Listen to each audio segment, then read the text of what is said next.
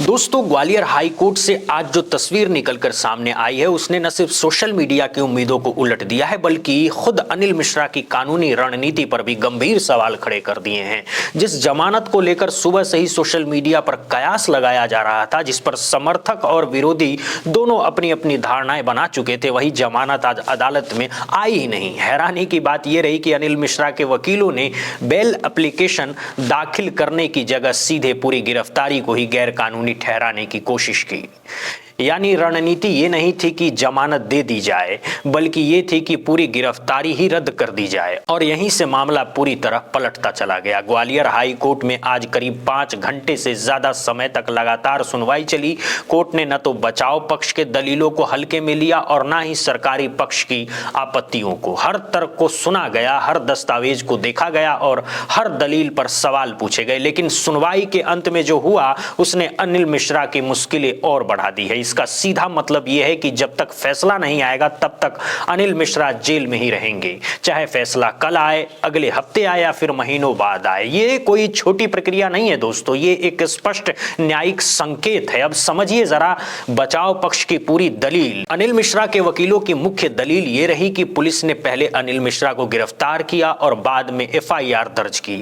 उनका दावा था कि यह कानून की प्रक्रिया का खुला उल्लंघन है। बचाव पक्ष ने अदालत में कहा कि संविधान और दंड प्रक्रिया संहिता के तहत पहले अपराध दर्ज होना चाहिए, फिर गिरफ्तारी की जानी चाहिए। वकीलों का यह भी कहना था कि गिरफ्तारी जल्दीबाजी में की गई, बिना उचित जांच के की गई और यह पूरी कार्रवाई दुर्भाग्यपूर्ण है। यानी बचाव पक्ष ने केस को तकनीकी कानूनी खामी के आधार पर पलटने की कोशिश की, लेकिन यही कानूनी होशियारी अब अनिल मिश्रा के लिए भारी पड़ती जा रही है। दोस्तों, सरकारी वकील का जवाब है कि यह सिर्फ बयान नहीं थे। सरकारी पक्ष ने अदालत के सामने बिल्कुल अलग तस्वीर रखी। सरकारी वकील ने साफ शब्दों में कहा कि यह मामला सिर्फ अभिव्यक्ति की आजादी का नहीं है, यह मामला समाज में जहर घोलने का है। सरकारी पक्ष का कहना था कि अनिल मिश्रा के बयान और सोशल मीडिया पोस्ट समाज में नफरत फैलाने वाले थे, शांति व्यवस्था को सीधा खतरा पैदा कर रहे थे और इससे कानून व्यवस्था बिगड़ने की पूरी आशंका थी।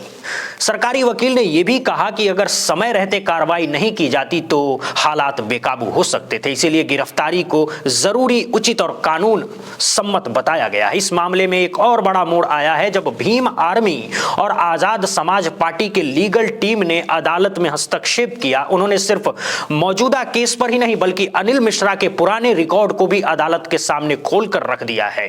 अदालत के सामने रखे गए पुराने भाषण, सोशल मीडिया पोस्ट, बाबा साहब अम्बेडकर के खिलाफ कथित अपमानजनक टिप्पणियां, बार बार एक ही तरह की भाषा और पैटर्न। लीगल टीम ने यह दिखाने की कोशिश की कि यह कोई एक बार की चूक नहीं बल्कि लगातार दोहराया गया व्यवहार है। उनका तर्क था कि ऐसे मामलों में अदालत को सिर्फ तकनीकी पहलू नहीं बल्कि समाज पर पड़ने वाले असर को भी देखना चाहिए। आज की सुनवाई के बाद स्थिति बिल्कुल साफ हो चुकी है। अब कोर्ट के सामने दो ही संभावनाएं हैं। पहली, अगर अदालत यह मानती है कि गिरफ्तारी वैध थी और दलीलों में कोई गंभीर कानूनी खामी नहीं है तो याचिका खारिज होगी और अनिल मिश्रा को लंबी न्यायिक हिरासत में रहना पड़ सकता है।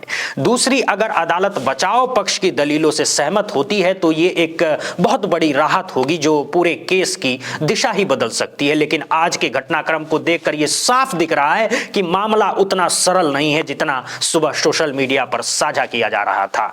आज का दिन एक बार फिर याद दिलाता है कि सोशल मीडिया की ट्रेंडिंग और अदालत की सोच दो बिल्कुल अलग अलग चीजें होती है। जहां सोशल मीडिया पर आज बेल मिल जाएगी जैसे नारे लग रहे थे, वहीं अदालत ने धैर्य दिखाया, गंभीरता दिखाई और जल्दबाजी से इनकार कर दिया। यह फैसला सुरक्षित रखना कोर्ट की गंभीर चिंता को दर्शाता है।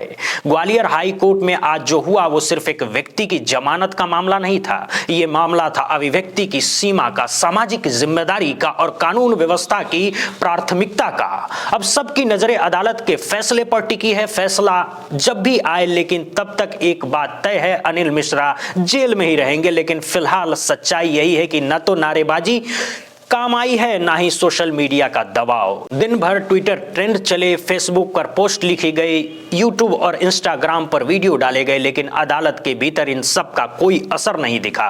कोर्ट ने यह साफ संदेश दिया है कि संविधान के सामने कोई बड़ा या छोटा नहीं होता। आज की तारीख में हकीकत यह है कि अनिल मिश्रा जेल में है, उनकी जमानत पर कोई फैसला नहीं आया है और अदालत ने किसी भी तरह की जल्दबाजी दिखाने से इनकार कर दिया है। यही है वो बिंदु जहां सोशल मीडिया की धारणा और न्यायिक प्रक्रिया आपस में टकरा जाती है। अब सबसे बड़ा सवाल ये नहीं है कि आज क्या हुआ, सबसे बड़ा सवाल ये है कि आगे क्या होने वाला है। क्या अनिल मिश्रा को अदालत से राहत मिलेगी? क्या कोर्ट ये मानेगा कि गिरफ्तारी में प्रक्रिया संबंधी कोई गंभीर चूक हुई है, या फिर अदालत इस पूरे मामले को और ज्यादा सख्ती से देखेगी और एक कड़ा संदेश देगी? इन सवालों का जवाब आज नहीं लेकिन आने वाले वक्त में जरूर मिलेगा। यह भी समझना जरूरी है कि यह मामला सिर्फ अनिल मिश्रा तक सीमित नहीं है। यह मामला उन तमाम लोगों से जुड़ा है जो ये मानकर बैठे हैं कि सोशल मीडिया पर कुछ भी कह सकते हैं, संवैधानिक मूल्यों पर चोट कर सकते हैं और बाद में इसे अभिव्यक्ति की आजादी कहकर बच सकते हैं। आज अदालत में जो कुछ हुआ वो इस सोच पर सीधा सवाल खड़ा करता है। इस पूरे घटनाक्रम में एक और अहम पहलू है, जिस तरीके से चंद्रशेखर आजाद और पूरी भीम आर्मी इस मुद्दे पर खुलकर सामने आई, जिस तरह कानूनी लड़ाई लड़ी गई, रिकॉर्ड पेश किए गए और अदालत को यह बताया गया कि यह सिर्फ एक बयान नहीं बल्कि एक सोच है और उसका असर सिर्फ इस केस तक सीमित नहीं रहेगा। अब यह सवाल उठ रहा है कि क्या इस आवाज के बाद कोई भी व्यक्ति इतनी आसानी से नफरत भरी भाषा का इस्तेमाल करेगा? क्या कोई भी संविधान निर्माता बाबा साहब डॉक्टर भीमराव अंबेडकर पर आपत्तिजनक टिप्पणी करने से पहले 100 बार नहीं सोचेगा? या फिर कोई भी ये मान लेगा कि कुछ नहीं होगा और सब पहले की तरह चलता रहेगा? आने वाला वक्त तय करेगा दिशा इसका कि जवाब आज किसी के पास है कि नहीं। लेकिन एक बात साफ है, आज की सुनवाई ने एक लकीर खींच दी है। ये लकीर बताती है कि अब हर बयान, हर पोस्ट, हर भाषण सिर्फ तालियों के लिए नहीं बल्कि कानून की नजर में भी देखा जाएगा। आने वाला वक्त ये बताएगा कि ये मामला एक उदाहरण बनता है या फिर एक अपवाद बनकर रह जाता है। आज की तारीख में अनिल मिश्रा जेल में है, अदालत ने फैसला सुरक्षित रखा है और किसी भी तरह की राहत अभी नहीं दी गई है। बाकी सब कुछ अनुमान है, कयास है और राजनीतिक बयानबाजी है। न्याय सिर्फ अदालत में होगा और उसी के फैसले से तय होगा कि आगे की कहानी क्या होगी। अब सवाल आपसे है, आप क्या सोचते हैं? क्या ऐसे मामलों में सख्त सजा होनी चाहिए? क्या ऐसे लोग को जेल में ही रखा जाना चाहिए या फिर उन्हें जमानत देकर कानूनी प्रक्रिया पूरी होने का इंतजार करना चाहिए? अपनी राय कमेंट बॉक्स में जरूर बताइएगा। आपकी राय सिर्फ एक कमेंट नहीं है बल्कि इस बहस का हिस्सा है। नीचे कमेंट में अपनी बात जरूर लिखिएगा। फिलहाल आज की इस खबर में इतना ही। इस तरह की जमीनी तथ्यों पर आधारित और संवैधानिक सोच वाली खबरों के लिए देखते रहिए और बने रहिए बुद्धा इंस्पायर्ड के साथ। आपका समय देने के लिए बहुत बहुत धन्यवाद, बहुत बहुत शुक्रिया। जय हिंद, जय भारत।